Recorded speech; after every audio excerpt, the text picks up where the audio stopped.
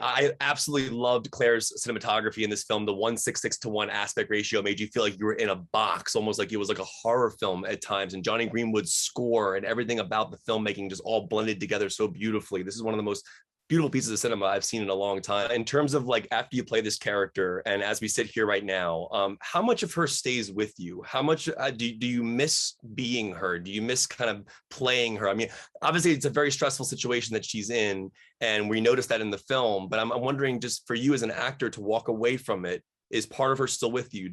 What did Diana teach you? On a really base level, and in no way that's like trying to like sort of take any grand moral lesson and bestow it upon our audience. Living in that skin felt wonderful, and she had a way of leading that was fun and kind of like spunky and always in contrast to the energy that was being prescribed in the room. She always kind of went against the grain, and not in a way that was rebellious, just in a way to sort of like subvert energy. And I loved playing with that on set. I feel like I could have come to set every day and asked the entire crew to get on my back because I could like walk us through. And I felt just as much support in a reciprocal way. And I think that even if it is totally like cuckoo bird crazy to talk about stuff like this, as artists, we only have our imaginations to go on. I think that that is all her. I've never felt so tall and beautiful and whatever. And that's how I feel about her, that she has this tall, sparkly, beautiful power to connect and make everyone feel kind of happy. I literally would walk on set and be like, we're making a movie that is very sad over the course of 3 days that were probably terrible and tumultuous, but I've never had more fun. I was like, hey guys, like she just is a fun person and it's so infectious. Pablo, in terms of the score, Jonny Greenwood is one of my favorite composers. That There Will Be Blood is one of the best scores I've ever heard. And there's elements of like that score. I just find the music you have here is so amazing. In terms of moments in the film where the score actually enters the world of the movie, you have actual like moments where the music is actually part of the world. I was wondering, did Greenwood actually give you score before you filmed? And did that help you, Kristen, in terms of like knowing where you were going to be emotionally in those moments?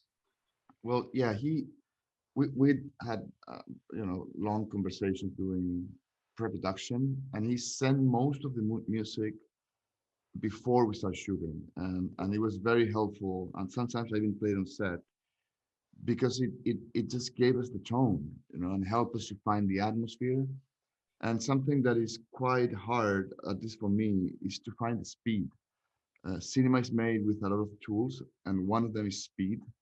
How the camera is moving, how fast the actors are moving, and when you have the music, it really helps you to sort of understand where you're standing, and that helped. And then he combined the baroque sort of style that fits really well for the royal type of music with jazz and free jazz, and that fit really well with Diana's character and with what Kristen was doing.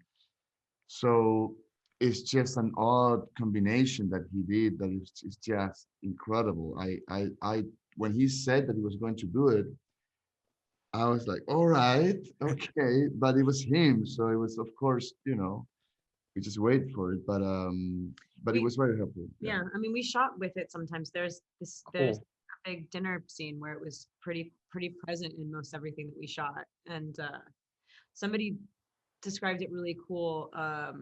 It feels like something that's sort of an inner ear problem for her. Like it feels like this internal kind of like screeching that you can't get away from. Like, what is it called?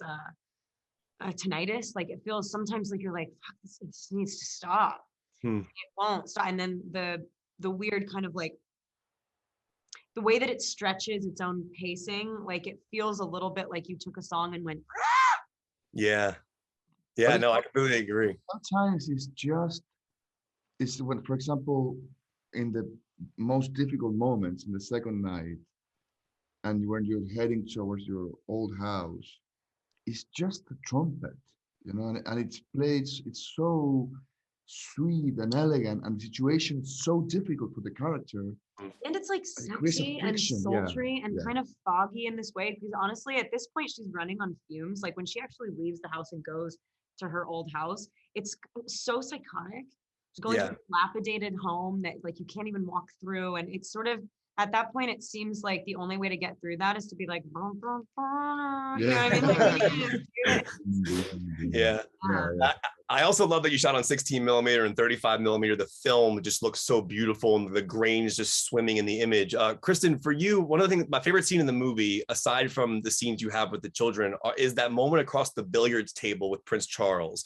Just the way your dialogue goes back and forth in that moment. And he says to you in that moment, you got to be two people, basically, the real one and then the person who smiles for the photos.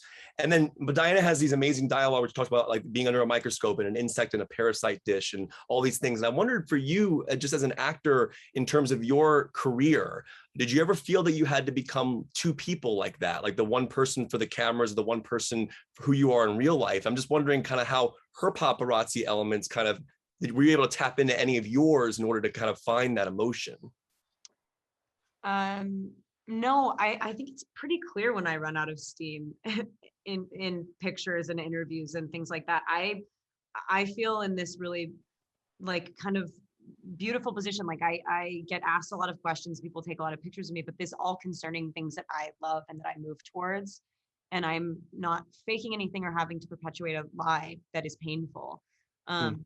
So no, to be honest, no, totally the opposite. Yeah. I was wondering, there's a lot of things that have to come together for you to become Diana in terms of like accents and costumes and things like that. But was there a specific moment or a specific thing that helped you find her, where you actually found her and felt comfortable being her? Like, was there something that kind of let you in? No. It would have been really nice to have that one distinct moment. I think I realized at a certain point that I had landed. I think it was probably two days in. Our first day of filming didn't involve any dialogue. So ripping off the Band-Aid was only kind of halfway there. And then on the second day, we had a very long dialogue scene with Timothy Spall's character, sort of towards the beginning of the movie, which was nice for me. I didn't have to jump into the deep end. We kind of like walked into the beginning of the film naturally. And I'd worked with a dialect coach and a beautiful acting coach he's the same person. He calls himself a dialect coach. He does a lot more than that.